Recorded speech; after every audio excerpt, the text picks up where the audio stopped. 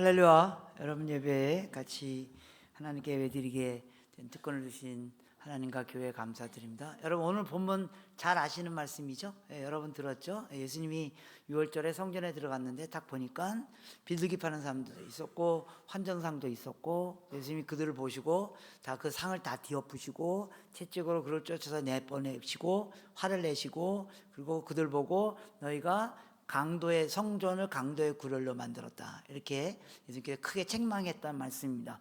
이 본문 여러분 잘 아시는 이유가 마태, 마가, 누가, 요한복음에 다 나옵니다. 무슨 말입니까?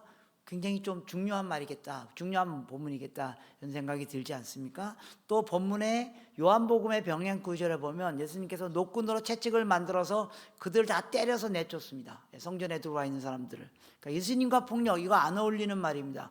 예수님은 평생에 폭력 한 번도 쓰지 않으셨던 분입니다. 자기 목숨 앞에서도 로마 군병들이 자기를 잡으러 올 때도 베드로가 칼을 꺼내서 말고의 귀를 잘랐을 때 하지 말라고, 사탄이라고, 그러지 말라고, 물러서라고, 자기 목숨 앞에서도 폭력 안 쓰셨던 분입니다. 근데 본문에 폭력을 썼습니다. 그러니까 굉장히 의미가 있는 그런 말씀일 것 같습니다. 또 이 말씀이 여러분들에게 많이 귀에 익숙한 것은 이 본문 갖고 설교 많이 들었을 겁니다. 성전에서 비둘기 팔고 뭐 동전 바꾸고. 저도 오래전에 이제 이 설교 갖고 우리 원로 목사님이, 여러분 주일날 제발 교회에서 장사하지 마십시오. 교회에서 왜 자꾸 장사합니까? 여전도에 자꾸 교회에서 깨 팔고 미역 팔고 기름 팔고 이런 거 왜 합니까? 성전은 장사하는 데가 아닙니다. 그럼 여전도 회장이 뒤에서 쫙 째려보면서 내가 깨 팔고 기름 팔고 미역 팔아서 딴 데 쓰면 다 성경감에 쓰지. 물론 그중에 일부 떼내서 제주도 놀러 가기도 하지만 뭐 그럴 때 떠오르는 본문 뭐 이렇게. 또 성전은 기도하는 집인데 뭐 그죠? 기도하는 집인데 너희가 강도의 굴을 만들어.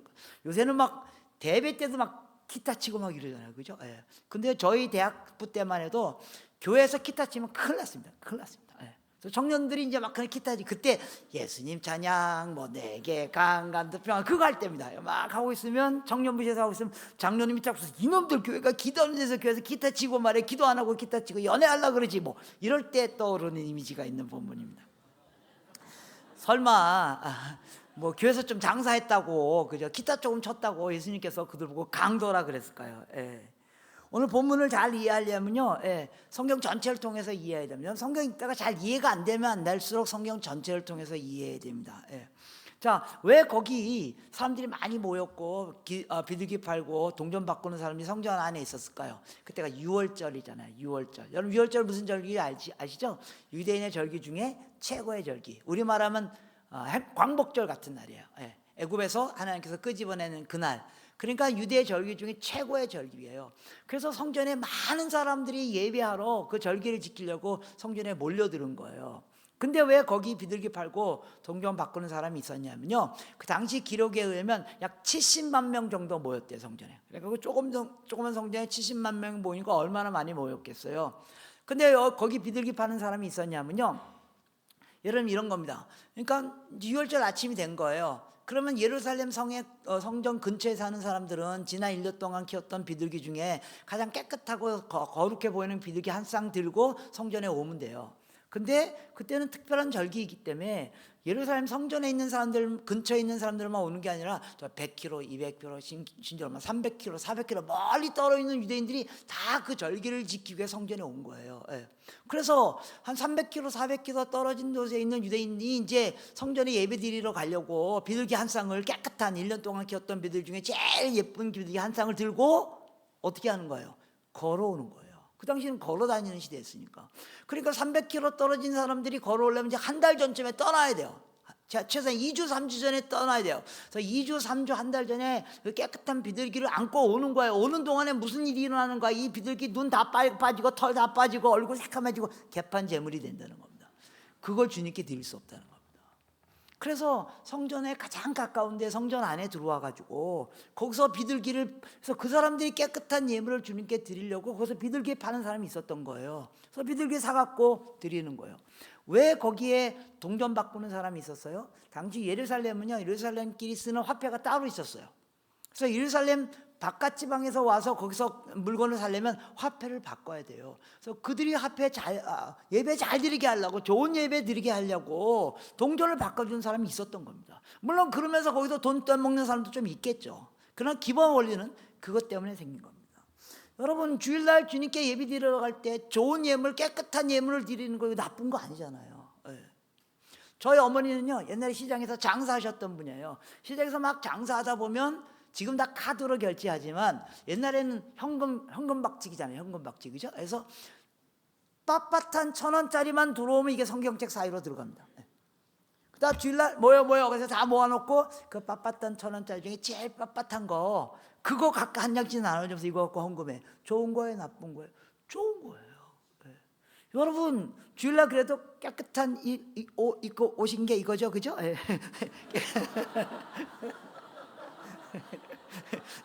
저는 주일날 외에는 설교하는 거 외에는 이 넥타이 안 맵니다. 정말 이게 전 답답한 스타일이라 가지고 어떻게 하든지 그죠? 그래서 깨끗한 예물을 드리려고 주님 앞에 왔는데 왜 그들 보고 강도라 그러고 채찍을 쳐서 다 내보내냐고요.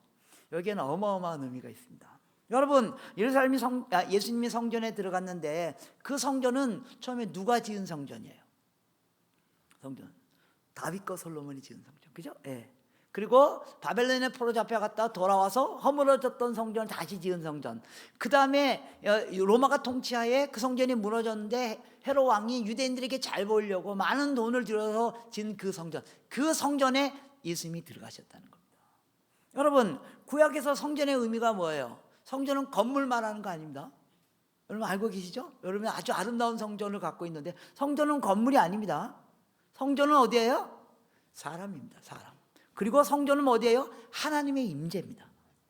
하나님이 임재하셔서 성전이 되는 것이지 건물 때문에 성전이 되는 거 아니잖아요. 그죠? 하나님께서 구약에서 이스라엘 백성들 가나안 땅에 보내기 위하여 광야에 지날 때 계속해서 불과 기둥 기둥과 함께 하셨고 성막으로 함께 하셨고 그리고 드디어 그들이 가나안 땅에 들어갔어요. 하나님 뭐라 그랬어요? 내가 너희들 가운데 영원히 거할 것이다. 성전을 줘라. 성전은 하나님의 거처예요. 여러분 이스라엘 역사의 클라이막스가 어느 때였어요? 다윗과 솔로몬 시대였잖아요. 다윗과 솔로몬 시대가 와 이스라엘 역사의 클라이막스예요. 영토가 넓어졌기 때문에요. 뭐 국가가 강력 아닙니다. 그때 성전이 지어졌기 때문입니다. 여러분 뭐가 여러분의 인생의 클라이막스가 되길 원해요? 다윗은요 뭐가 자기 인생의 클라이막스가 되길 원하면 나로 말미암아 하나님의 임재가 우리 가운데 거하는 일이 일어나는 거, 그게 그 인생의 클라이막스가 되길 원했던 거예요. 그래서 성전 지은 거예요.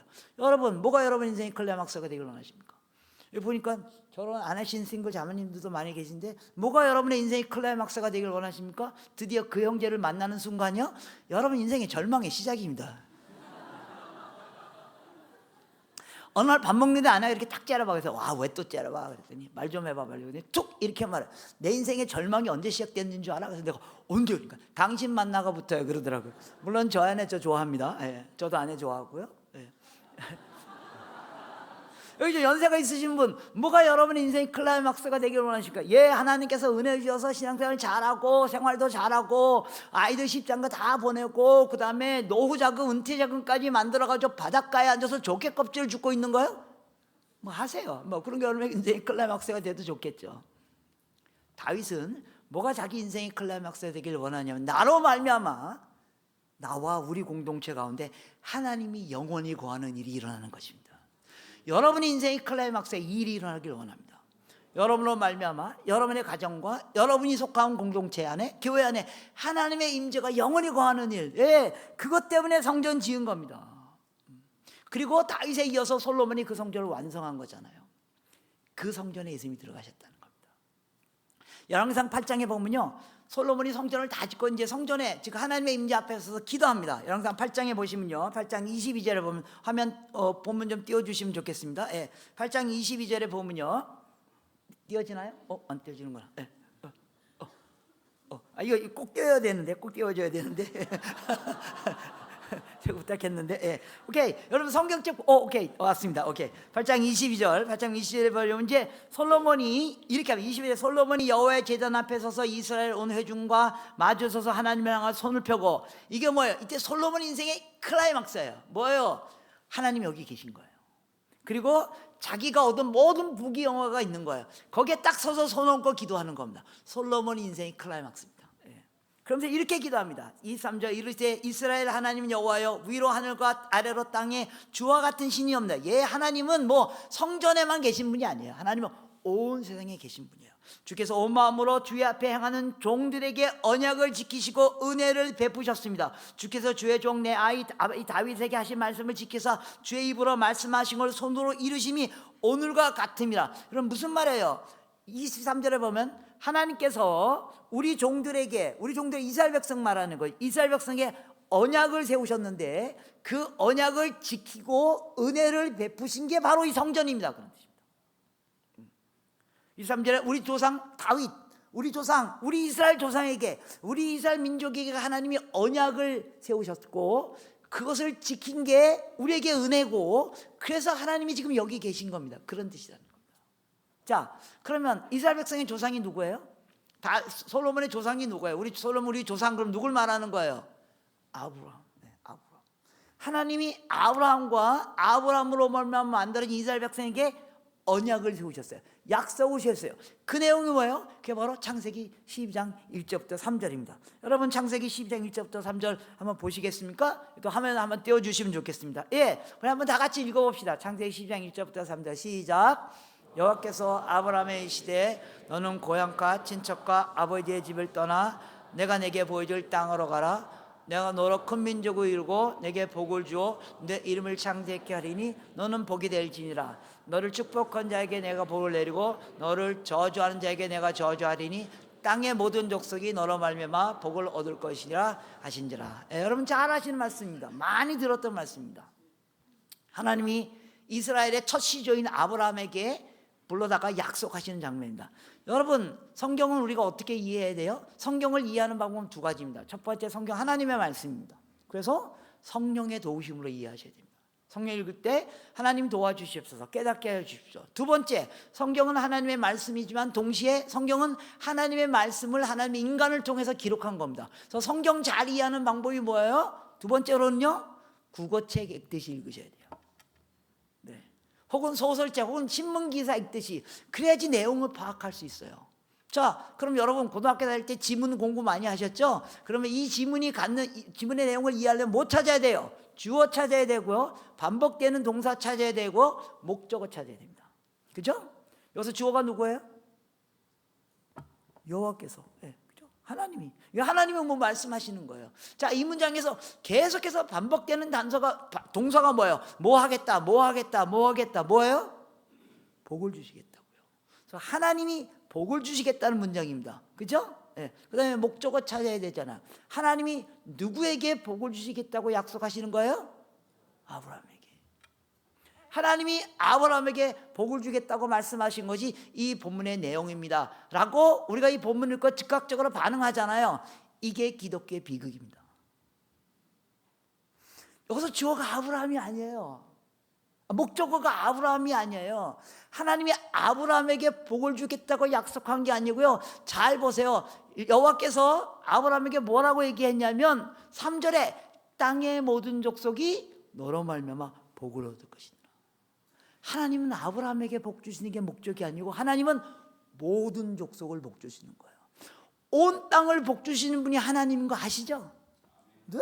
그럼에도 불구하고 우리가 이 문장 읽고 하나님이 아브라함에게 복을 주셨습니다 라고 말하는 게 우리 사이콜로지가 뭐예요? 우리가 아브라함 같은 위치에 있다는 거예요. 우리가 하나님의 백성이라는 거예요. 그래서 하나님이 우리에게 복을 주신다고요. 천만에요. 문장 잘 보세요. 2절에 보면요, 하나님 1절에 하나님이 아브라함에게 내가 세로를 지시한 땅으로 가라. 그래서 그들이 가나안 땅에 갔잖아요. 2절에 내가 너로 큰 민족을 이루고, 그래서 이스라엘 백성이 생긴 거예요. 그리고 내게 복을 주어, 복을 주옵니다. 복을 주겠다가 아닙니다. 복을 주옵니다. 문장이 안 끝납니다. 여러분 마침표 있을 때까지 읽어야 되는 거 아시죠? 국어책 읽을 때 복을 주어 너 이름을 창대케 하겠다가 아니라 너 이름을 창대케 하리니 너는 복이 될지니라. 거기서 마침표가 끝나는 겁니다. 하나님이 아브라함에게 하신 약속은 복을 받겠다가 하는 게 아니라 복이 되겠다는 거라고. 복을 안 받겠다는 말이 아니에요. 그게 문장 끝 아니에요. 복을 주어 창대케 하여 너는 복이 될지나, 거기가 문장 끝이에요. 그래서 3절에 너를 축복한 자 내가 축복하고 너를 저주한 자 내가 저주하니 땅의 모든 족속이 너로 말미암아 복을 얻을 것이야. 이게 약속이라고요. 이거 놓치면 기독교 놓치는 겁니다. 하나님은요 아브라함을 복 주시는 게 아니에요. 하나님은요 복을 주시죠. 복을 안 주겠다는 말이 아니에요. 정말 하나님이 아브라함에게 하신 약속은요 뭐예요? 복이 될 거라고요. 여러분, 이거 옛날 성경에 너는 복의 근원이 될 것이다, 복의 통로가 될 것이다, 너는 복의 통로가 되고 그래서 땅의 모든 족속이 복을 받게 될 것이다, 그러기 위해서 내가 너에게 복을 준다고요. 국어 공부했으니까 이제 영어 공부 좀 할까요? 여러분, so that you may 용법 아세요? 조건절이 있고 종속절이 있잖아요. 뭐뭐뭐뭐 so that you may be 뭐뭐뭐뭐, 그죠? 예. 그럼 앞에 종속절이 뭐예요? 조건절이에요, 종속절. 헷갈리냐? 하여간 내가 너에게 복을 주는데 그게 끝이 아니고 so that you may be a blessing to all nations. 그래서 네가 모든 민족의 복의 통로가 되기 위해서 내가 복을 줄 거라고요. 그건 뭐가 목적이야? 이게 목적이라고요. 여러분, 그래서 하나님의 백성은요, 복을 받는 것 정도가 아니라 복이 되는 사람이에요. 이거 놓치면 기독교 놓치는 겁니다. 기독교가 이걸 극복하지 못해서 비극에 빠져 있는 거예요. 내가 복 받고 복 안 주겠다는 말이 아니라니까요. 복을 준다고요. 그게 내 인생의 끝이 아니고요, 복의 통로가 되는 게 내 인생의 목표라고요. 네. 여러분, 제가 늘 이 얘기를 잘하는데요, 단어가 생각의 집이에요. 그리고 어떤 단어를 쓰면 생각을 하잖아요, 그죠? 제가 그 단어를 쓸 때 쓰는 생각하고 여러분이 그 단어를 쓸 때 쓰는 생각, 듣는 생각하고 똑같아요. 그래야지만 의사소통이 되는 거예요. 저는 여러분, 우리가 복음 전할 때 예수 안 믿는 사람들에게 예수 믿으면 복 받습니다 라고 말하는 순간 기독교는 왜곡되는 겁니다. 여러분, 예수 안 믿는 사람들이 복하면 무슨 생각해요? 여러분, 예수 안 믿는 사람들에게 복, 그럼 그건 무슨 생각할까요? 건강 물질 축복입니다. 예수 믿는 사람들도 그렇게 생각하는 사람들 많은 거 있어요. 예수 믿으면 건강해지고, 예수 믿으면 돈 많이 벌고, 예수 믿으면 어마어마하게 복 받고. 정말 그래요? 물론 하나님이 우리 건강도 챙겨주시고 우리 물질도 다 챙겨주시고 다 하나님께 달려있어요. 근데 그거는요, 예수 믿는 사람만 그러는 거 아니에요. 하나님은 모든 사람을 사랑해요. 여러분보다 돈 많이 버는 사람 있는 거 아시죠? 그 사람들 예수 안 믿는 거 아시죠? 그래서 짜증나시죠? 짜증낼 필요 없어요. 하나님은요, 모든 사람에게 복 주시는 거예요. 성경에서 말하는 복은 그런 걸 말하는 게 아닙니다. 그것도 포함하지만 그보다 훨씬 더 큰 걸 말하는 겁니다. 성경에서 말하는 복은요, 저와 여러분들이 예수 믿으면 복 받습니다라고 말할 때 복은 어떤 거냐면 관계가 개선되는 거예요. 하나님과 나와의 관계가 개선되고, 나와 이웃과의 관계가 개선되고, 나와 세상과의 관계가 개선되고.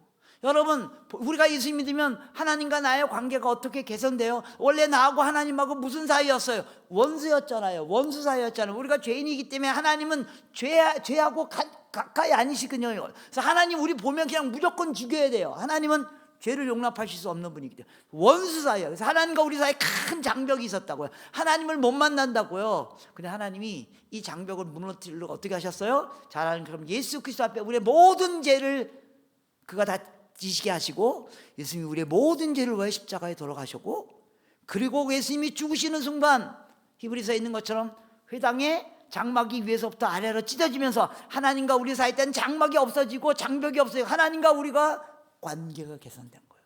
그래서 우리가 하나님을 뭐라고 부르게 됐다고요? 아버지라고 부르게 됐다고요. 그런 게 복이에요. 복은 하나님과의 관계가 개선되는 거예요. 복은 또 이웃과의 관계가 개선되어지는 거예요. 아무리 좋은 음식 먹어도요, 관계가 나쁘면 그건 복이 아니에요. 여러분, 여기 형제님들 바쁘실 때 뭐 매일 새벽에 나갔다 밤 12시 들어오고 그러죠. 저도 바쁠 때 그래요. 막 새벽 5시 나갔다 밤 12시 들어오고, 제가 몇 달 동안 그런 적이 있었어요. 그러니까 아내가 제가 너무 불쌍했는가 봐요. 어느 날 5시에 나가려고 탁 했더니 한 상 차려놓은 거예요. 그럼 우리 아내는 한 새벽 4시쯤 뭐 이렇게 일어나서 음식을 준비했을 거 아니에요. 제가 아내가 너무너무 사랑스러웠어요. 그래서 내가 아내 보고 자기야 좀 앉아봐. 그러면서 너 오늘 왜 이렇게 아름답니? 막 그러면서 아내를 칭찬했어요. 무슨 자다가 일어나서 머리 다 뒤집어진 상태지만. 그래서 제가 아내한테 너 요새 잘 지내니? 이렇게 물어보고. 우리 형제님들, 아내들이 잘 지내는지 물어보셔야 돼요. 안 물어보고 있다가 나중에 큰 벼락 맞습니다. 물어보셔야 돼요. 그래서 이렇게 물어보다가 그러다가 아이들 또 얘기가 나왔어요. 아이들은 잘 있니? 물어보고 그러다가 아이들 공부하는 얘기가 나왔어요. 그러다가 싸웠어요. 좋은 음식 먹고 싸우면 그건 복이 아니에요. 성경에서 말하는 복은 하나님과의 관계, 이웃과의 관계, 그리고 만물과의 관계. 여러분, 우리가 자연 만물들 잘 가꾸고 다뤄야 되는 이유가 뭐예요? 여러분, 로마서에 우리가 죄를 졌기 때문에 자연이 신음하고 있다고요. 만물이 신음하고 있다고요. 관계가 개선되는 게 복이에요. 또 복은요, 흘러가는 게 복이에요. 성경에서 말하는 복은요, 세상에서 말하는 복은 쌓이는 게 복이지만 성경에서 말하는 복은 흘러가는 게 복이에요. 여러분, 돈 많이 버세요. 예, 많이 버세요. 근데 그게 복이 아니고 그냥 좋은 거예요. 계속 좋은 거예요. 근데 언제 복인 줄 아세요? 그 돈이 흘러갈 때 일어나는 현상을 성경은 복이라고 말해요. 여러분, 높은 위치에 올라가세요. 예, 영향력 있는 위치에 올라가세요. 근데 높은 위치에 올라간 게 복이 아니에요. 높은 위치에 올라가서 개판 친 사람 많이 있잖아요. 그 나의 영향력이 흘러갈 때 일어나는 현상을 복이라고 말해요. 여러분, 성경에서 진짜 복은 뭐를 말하는 줄 아십니까? 성경에 복이라는 단어와 가장 많이 연결되어 있는 문장이 뭐예요? 뭐 건강물질 축복 이런 거 아닌 거 아세요? 성경에 복이라는 단어와 가장 많이 연결되어 있는 문장은 여호와를 가까이 하라, 이것이 복이니라. 네, 그 복을 얘기해야 돼요. 그래서 저는 예수 안 믿는 사람들에게 예수 믿으면 복이 될 것입니다, 이렇게 말해야 돼요. 예수 믿으면 복이 될 것입니다. 그리고 복이 되기 위하여 하나님께서 우리에게 복을 주실 것입니다. 그리고 결과 누가 복을 받겠다고요? 땅의 모든 족속이 우리 먼저 예수 믿은 사람부터 이 통로가 되어서 복을 받게 되는 일이 일어나겠다고 하나님이 이 약속을 하나님 백성에게 하셨다고요. 이거 놓치면 기독교 놓치는 겁니다. 성경은 계속 이 얘기를 합니다. 하나님이 너희를 통하여 모든 민족을, 온 땅을 복주시겠다. 우리는 똑같은 성경을 읽으면서 계속 딴 생각하는 거 아세요? 마치 세상에 하나님이 나만 복주시는 것처럼. 어떻게 알아요? 우리 기도 보면 알아요. 여러분, 기도 어떻게 해요? 우리 기도하는 거 잘 들어보면요, 제 기도도 잘 들어보면 세상에 하나님과 나만 존재하는 것처럼 기도해요. 하나님 나, 하나님 나, 하나님 나. 하나님 우리 가정, 하나님 우리 가정, 좀 교회 열심히 살면 하나님 우리 교회, 우리 교회. 세상에 하나님과 나만, 하나님만 우리 교회만 존재하는 것처럼 사는 사람이 그리스도인이 얼마나 많은 줄 아세요? 여러분, 우리가 성경을 믿는다고 하면서도 하나도 안 믿어요. 물론 좀 믿어요. 근데 잘 안 믿어요. 예수님이 이렇게 하지 말고 이렇게 하라 그랬는데 끝까지 이렇게 하는 게 있어요. 대표적인 게 기도예요. 기도. 예수님이 어떻게 기도하지 말라 그랬어요? 근데 그렇게 하지 말라는 대로 오늘 아침에도 기도하고 오셨죠? 예수님이 어떻게 기도하지 말라 그랬어요? 무엇을 먹을까? 무엇을 입을까? 어떻게 살까? 이런 것은 이방인들이 하는 기도라고. 이게 뭐야? 이게 하수들이 하는 기도라고요. 저도 오늘 아침에 그 기도하고 왔어요. 하나님이 전세금 올린다는데 어떡할까요? 하수들이 하는 게, 그 기도 필요 없다는 게 아니라 그게 하수들이 하는 기도고요. 고수들이 하는 기도는 뭐예요? 그 나라와 그 일을 구하라. 그리하면 다 줄 것이다. 우리 좀 고수처럼 살아봅시다. 이건 저에게 하는 말이에요. 하나님이 아브라함에게 복을 안 주겠다는 말이 아니에요. 저와 여러분에게 복을 안 주겠다는 말이 아니라고요. 저와 여러분이 복을 받는다고요. 근데 그게 내 인생의 끝이 아니라고요. 내 인생의 진짜 클라이막스는 언제 오냐면 내가 복의 통로가 돼서 모든 민족이 복을 받는 일이 나를 통해서 일어나는 거예요. 이사야서 49장 6절에 하나님께서 이렇게 말합니다. 내가 이스라엘 지파를 일으키며 야곱의 지파를 일으며 너희 중에 보존된 자를 돌아오게 할 것은 오히려 쉬운 일이라. 여러분 아세요? 하나님이 이스라엘 백성 구하는 것은요, 하나님이 이스라엘 백성이 했던 일 중에 제일 쉬운 일이에요. 하나님이 저와 여러분을 구원하는 일은요, 하나님이 저와 여러분에게 하려고 했던 일 중에 제일 쉬운 일인 거 아세요? 하나님이 나를 구원하신 게 내 인생의 가장 큰 일이에요. 맞아요. 그러나 하나님의 입장에서 보면요, 제일 쉬운 일이라고요. 이사야 49장 6절에 하나님께서 이렇게 말해요. 내가 야곱의 지파를 일으키면 이스라엘 중에 보존된 자를 돌아올 것은 오히려 쉬운 일이야. 내가 니네를 통해 정말 하고 싶은 일이 뭔지 아냐? 내가 니네 구원해 놓고 정말 하고 싶은 일이 뭔지 아냐? 너희가 나의 빛이 되어 나의 빛을 이방 가운데까지 전파하는 일이다. 그거 하려고 우리 구원하셨다고요. 뭐 괜찮아요. 그냥 여러분 구원받고 그냥 여러분 구원받고 그리고 천국 가. 그것도 어마어마한 일이죠. 여러분 그거만 하고 천국 가면 하나님이 여러분 인생 중에 하려고 했던 제일 쉬운 일을 하고 하는 거라고요. 하나님이 저 같은 놈을 사용해서 저같이 별별로 없고 능력 없고 그런 놈을 사용해서 하나님이 모든 민족이 복을 얻는 일이 일어나게 하시겠다고요. 와우, 놀랍지 않으세요? 별로 안 놀라시네. 저는 놀라워요. 저는 뭐 별로 능력도 없고 뭐 실력도 없고, 근데 저 같은 놈을 통해서 하나님이 모든 이방 가운데 하나님의 영광이 선포되는 일을 하시겠다고요. 여러분 믿거나 말거나, 안 믿고 그냥 천국 가세요. 예. 저는요 두 번째 것도 믿고 모든 열방에 저를 통하여 복음이 전파되는 그 인생을 살 마음이 있습니다. 하나님이 아브라함에게 이 약속을 하셨고 솔로몬이 그걸 알고 있었다는 겁니다. 그래서 그 약속을 하나님이 지키시기 위하여 우리 가운데 은혜를 베푸신 게, 즉 우리 가운데 임재하신 게 성전입니다. 그런 뜻이라는 거예요. 그 성전에 솔로몬이 올라간 겁니다. 그래서 열왕기상 8장에 보면요, 솔로몬이 이제 성전을 다 짓고 두 번의 기도를 해요. 두 번의 기도를 하는데 첫 번째 기도는요 8장 36절부터 이제 기도를 합니다. 하나님, 우리에게 복을 주시옵소서. 예, 주는 하늘에서 들으시고 이스라엘 백성의 죄를 사하여 주시고 선한 길을 가르쳐 주시고, 또 37절에 이 땅에 기근이나 전염병이나 황충이 와서 적국이 와서 성읍을 에워싸고 무슨 질병이나 재앙이 있거든 우리가 38절 하나님께 기도하면 하나님 우리의 기도를 들어주사 우리가 하나님의 백성으로 살게 하여 주시옵소서. 예, 주는 계신 거 하늘에서 들으사 우리를 사하여 주시고, 그러면 우리가 이 땅에 사는 동안 영원히 하나님을 경외하고 예배하겠나이다. 예, 여러분 하나님 임재 앞에 왔을 때 여러분의 문제를 놓고 기도하십시오. 예, 솔로몬도 그렇게 기도했습니다. 36절 다시 보시면 거기에 우리 가운데 질병이 있습니다. 우리 가운데 우리의 성읍이 적국이 와서 성읍을 에워쌌습니다. 여러분 구약에서 성읍이라는 단어가 갖는 의미가 뭐예요? 가장 안전한 곳. 가장 안전한 곳이 공격당하고 있다고. 여러분 인생에 가장 안전한 곳이 지금 공격당하고 있으십니까? 여러분의 가정이 공격당하고 있으십니까? 여러분의 재정 문제가, 직장이 혹은 여러분의 관계가 공격당하고 있으십니까? 기도하십시오. 하나님 도와주십시오. 하나님, 우리 가운데 기근이 있습니다. 우리 가운데 질병이 있습니다. 하나님 도와주십시오. 이 기도 안 하고 사시면 안 되잖아요. 하나님은 전능하신 분이고 우리를 복 주시길 원하는 분이잖아요. 그분께 아뢰십시오. 그분이 채워주실 것입니다. 솔로몬이 만약에 여기까지만 기도했다면 솔로몬은 하나님의 의도를 잘 모르는 사람이었어요. 솔로몬은 하나님의 의도를 정확히 알았어요. 하나님 우리에게 복 주시는 정도가 아니라 우리를 통하여 모든 땅에 복을 받게 하실 거라고. 그래서 솔로몬이 기도를 한 번 더 해요. 이 기도를 우리가 놓치면 안 된다는 겁니다. 열왕기상 8장 41절입니다. 열왕기상 8장 41절 43절 같이 읽겠습니다. 시작.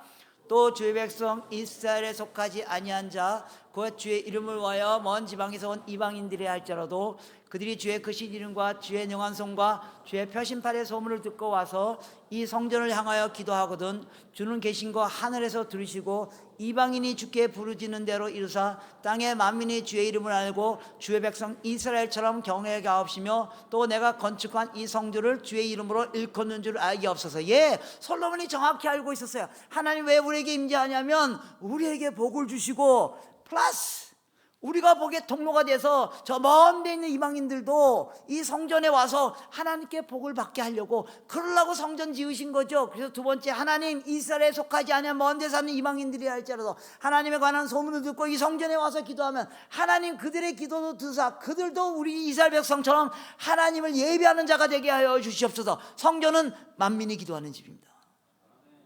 거기에 예수님이 들어가셨다. 그래서 열왕기상 8장에 솔로몬이 이 성전에 이방인들이 와서 하나님을 예배하라고 기도했잖아요. 하나님이 정말 원하는 기도했잖아요. 그럼 그 기도를 하나님이 들으실까요? 안 들으실까요? 들으시겠죠. 그래서 무슨 일이 일어났다는 거예요? 열왕기상 8장에 이렇게 기도했으니까 뭐 9장 10장쯤에 무슨 일이 일어났겠죠? 무슨 일이 일어났어요? 여러분 성경은 정말 괜찮은 책입니다. 한번 읽어보세요. 8장에 이렇게 기도하니까 10장에 정말 땅끝에서 누가 솔로몬을 찾아오는 거 아세요? 누가 찾아와요? 스바야. 열왕기상 10장에 스바의 왕이, 마태복음 12장에 보면 스바의 왕이 어디에서 왔대요? 남쪽 끝에서. 스바의 왕이 솔로몬을 찾아온 게 아니에요. 열왕기상 10장에 보면 정확히 이렇게 되어 있어요. 스바의 왕이 하나님에 관한 소문을 듣고, 하나님의 이름으로 말미암아 하나님에 관한 소문을 들었는데, 그 소문의 내용이 뭐냐면 하나님이 솔로몬이라는 사람을 어마어마하게 복을 주셨다는 거예요. 정말 그런지 가보겠다. 그래서 땅끝에서 왔다고요. 와서 솔로몬을 만나보니까 솔로몬을 갖고 온 지혜와 지식과 명성이 어마어마한 거예요. 어마어마하게 복을 받은 거예요. 그러니까 스바의 왕이 10장 8절에 그 솔로몬이 받은 어마어마한 영광과 지혜와 축복을 보고 스바의 왕이 누굴 찬양하더라고요? 여호와를 송축할지니라. 땅에 있는 사람들이 9절, 당신의 하나님 여호와를 송축하자. 땅끝에 있는 사람들이 하나님 백성 만나보고 그들이 누린 그 축복과 영광을 보고 하나님을 예배하는 거예요. 지금 뭐가 일어나고 있는 거예요? 선교가 일어나고 있는 겁니다. 여러분, 제가 지금 설교하러 왔잖아요. 지금 거의 다 끝나가고 있는데 선교란 말 한 문장도 안 쓰는 거 아세요? 선교는 프로젝트가 아니에요. 프로그램이 아니에요. 땅끝에 있는 사람들이 저 여러분을 만나보고 하나님을 예배하는 일이 일어나는 거, 그 일입니다. 그게 성전 안에서 일어난다고요. 그 성전에 예수님이 들어가셨다는 거예요. 근데 성전에 예수님이 딱 들어가 보니까 무슨 일이 일어났다는 거예요. 그 성전에 유대인들이 꽉 모여가지고 자기네끼리 예배 잘 드리려고 비둘기 팔고 동전 바꾸고. 여러분, 그림 하나 올려주세요. 마지막 그림. 성전은요, 그래서 처음부터 어떻게 만들어졌는 줄 아세요? 성전은 처음부터 유대인들만 예배 드리는 곳이 아니에요. 성전은 처음부터 이방인들도 같이 예배 드리게 만들어졌어요. 성전에 보시면 중간에 성서 지성소가 있잖아요. 저기 유대인들이 제사장이 대표로 가서 예배 드리는 거예요. 그 옆에 큰 뜰, 이방인의 뜰, 거기는요 이방 사람들이 와서 예배 드리도록 성전은 처음부터 이방인들과 유대인들이 함께 예배 드리도록 이방인들을 위하여 그 지역이 따로 떼어져 있었다는 겁니다. 유대인들이 자기 예배 잘 드리려고 거기 가서 비둘기 팔고 동전 바꾸고 있었다는 거예요. 하나님께서 뭐라고, 예수님 뭐라고, 니네가 나한테 예배 잘 드리려고 한다 할지라도 이방인의 뜰, 이방인들이 예배 드릴 거 거기 차지해서 예배 드리면 도둑놈이라고요. 우리가 하나님께 예배 잘 드리려고라도 이방인들이 예배 드릴 거기 차지하면 도둑놈이라고요. 이게 예수님의 분노의 이유입니다. 여러분, 오늘날 성전에 해당되는 공간이 어디예요? 꼭 정확히 그건 아니면 성전에 해당되는 공간, 하나님의 임재의 공간이 교회예요. 여러분의 교회가 정말로 하나님의 임재의 교회가 되길 원하십니까? 하나님이 함께하는 교회가 되길 원하십니까? 예, 그럼 여러분 교회가 갖고 있는 시간과 재정과 에너지와 공간의 일부가 이방인들을 위해서 따로 떼어놔야만 해요. 그게 교회입니다. 이제 여러분들이 선교사들을 파송하고 선교사를 위해서 지원하고, 왜 담은 아들에게 다가가고, 예, 그거 해야지 교회라고요. 한 걸음 더 나가서 어디가 성전이에요? 어디가 성전이에요? 내가 성전이라고요. 여러분 인생이 정말로 하나님의 임재 인생이 되길 원하십니까? 만약 그렇다면 여러분 인생에 주어진 시간과 재정과 에너지의 일부가 이방인들 외에 사용되어야, 그래야 하나님이 임재하십니다. 선교적 교회란 말은요, 그러니까 선교사 몇 명 더 많이 보자, 그 얘기하는 게 아닙니다. 선교적 교회라면 교회가 왜 존재하냐고요? 교회가 왜 존재한다고요? 복의 통로가 되기 위해서, 누가 복을 받기 위해서, 모든 민족이 복을 받기 위해서, 그거 하려고 하나님이 교회 세웠어요. 저는요, 그 윌리엄 템플인가요? 영국 성공회를 처음 만든 사람이, 비숍 중에 한 사람이 이런 얘기를 했어요. 이 세상에 존재하는 조직 중에 자신들을 위하여 존재하지 않는 유일한 조직이 교회다. 교회는 교인을 위하여 존재하는 것이 아닙니다. 오해하지 마세요. 교회는 건물이 아니고 교회가 우리 성도들이잖아요. 그럼 교회가 교인들을 위하여 존재한다면 내가 나를 위하여 존재한다는 의미입니다. 교회는 세상을 위하여 존재하는 겁니다. 교회는 하나님이 그렇게 원하시는 모든 민족과 족속과 백성과 나라들이 다 복을 얻게 하기 위하여 복의 통로가 되려고 존재하는 겁니다. 그거 하면 복 주시겠다고요. 여러분, 복 받는 비결을 잘 아셔야 됩니다. 이게 복 받는 비결입니다. 여러분 어떤 사람에게 사랑받는 비결이 뭐예요? 그 사람이 제일 좋아하는 거 하면 되잖아요. 제가 저희 아내한테 사랑받는 비결이 뭔지 아세요? 저희 아내는요, 제가 아내한테 사랑받는 비결은요, 설거지 그릇 생기면 설거지하는 겁니다. 생기면 바로 설거지합니다. 왜 그러냐면 우리 아내는 요리를 너무 잘해요. 그래서 뭐 뚝딱하면 맛있는 음식이 나와요. 그래서 내가 늘 맛있는 음식을 먹어요. 근데 언제까지냐면 설거지 안 된 그릇이 하나도 없으면 그 다음부터는 요리가 안 돼요. 왜냐면 새 그릇에 그 음식을 담아야 되니까. 그래서 내가 맛있는 음식을 먹는 방법은 설거지가 다 돼 있도록 하는 거예요. 예. 그럼 내가 매일 맛있는 음식 먹어요. 그래서 우리 아내가 내가 설거지 해주는 걸 제일 좋아해요. 여러분, 하나님께 사랑받고 싶으십니까? 하나님이 제일 좋아하는 일 하세요. 하나님 뭘 좋아하신다고? 예, 저와 여러분도 사랑하지요. 근데 하나님 누굴 사랑하는 줄 아세요? 여러분 성경 본문 많이 외우시죠? 오늘 막 여러분 암송 시작했는데, 예. 여러분은 혹시 한 구절 딱 한 구절 외우고 있다 그럼 무슨 구절입니까? 여러분 성경 구절 중에 딱 한 구절 외우고 있다 그럼 무슨 구절이에요? 요한복음 3장 16절. 우리 한번 외워볼까요? 시작. 하나님이 세상을 이처럼 사랑하사 독생자를 주셨으니 이는 저를 믿는 자마다 멸망치 않고 영생을 얻게 하려 하십니다. 하나님 누굴 사랑하신다고요? 네. 제가 아무 얘기 안 하고요, 요한복음 3장 16절 같이 읽어봅시다. 그러면 하나님은 누굴 사랑한다고요? 우리요, 저요. 그리고 하나님은 저와 여러분을 사랑하신 게 아니고요, 온 세상을 사랑하신 겁니다.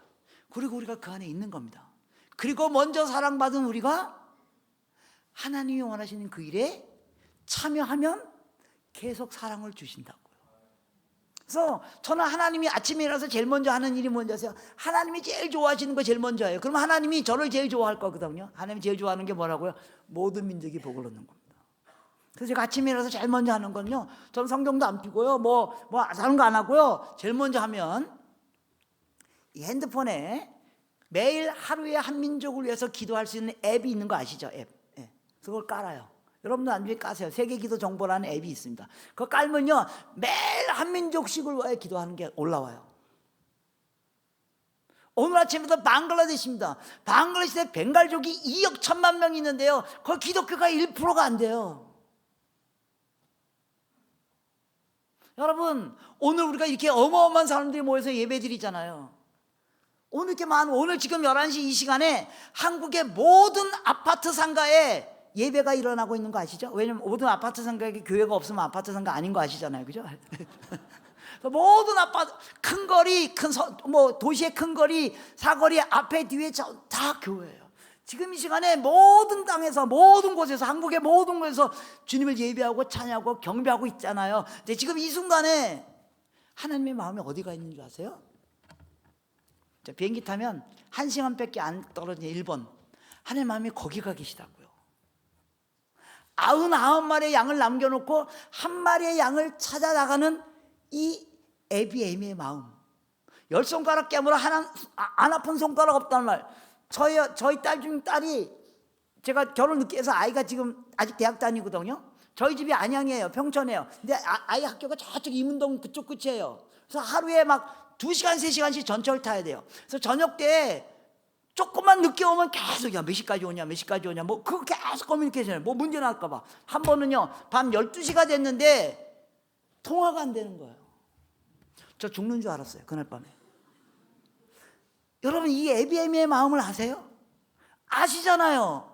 하나님이 지금 우리가 여기서 하나님을 예배하고 찬양하고 경배하는 것도 좋지만, 저 비행기 타면 1시간 떨어진 일본의 기독교인과 0.48%라고, 그들도 우리처럼 주님을 예배하길 원해요. 이 마음이 에비에미의 마음이고, 그거에 참여하는 게 선교예요. 그래서 제일 아침에 제가 제일 먼저 하는 게 한민족을 위해서 기도하는 거예요. 하나님, 이 민족도 구원해 주세요. 이 민족도 주를 예배하게 해주세요. 하나님 제일 원하는 거. 그래서 그것이 제일 먼저 해요. 제가 아침에 일어나서 우리 집에 119를 불러야 하는 상황이 와도 저는 한민족을 위해서 먼저 기도하고 119를 불러요. 뻥이에요. 119 먼저 부르죠. 그러나 내가 그런 마음으로 하면 하나님이 저를 얼마나 기특해 보시겠어요. 이게 제가 복받는 방법이에요. 여러분의 교회가 이제 하나님의 임재의 교회가 되기를 원합니다. 여러분 성도들 모두가 하나님의 임재의 성전이 되기를 원합니다. 그리고 여러분을 통하여, 이제 여러분의 교회를 통하여 이제까지 해왔던 것처럼 더 적극적으로 하나님의 영광이 모든 민족 가운데 전파되는 놀라운 하나님의 역사가 일어나길 축복합니다. 기도하겠습니다. 하나님 아버지, 성전에 들어가서 예배 드리러 온 사람들 보고 강도하라고 말했던 그 하나님 아버지 예수 그리스도의 마음을 우리가 이해할 수 있도록 지금 도와주시옵소서. 모든 민족을 구원하길 원하는 에비에비의 마음을, 선교가 선교사가 하는 게 아니라 우리 모든 그리스도인이 참여해야 할 이름을 깨닫는, 그리고 그래서 우리가 복의 통로가 되려고 할 때 주께서 우리 가운데 임재하시고 우리를 통하여 영광을 받으시는 일이 평택 성문교회를 통하여 일어날 수 있도록 주께서 축복하여 주시옵소서. 예수님의 이름으로 간절히 기도드리옵나이다.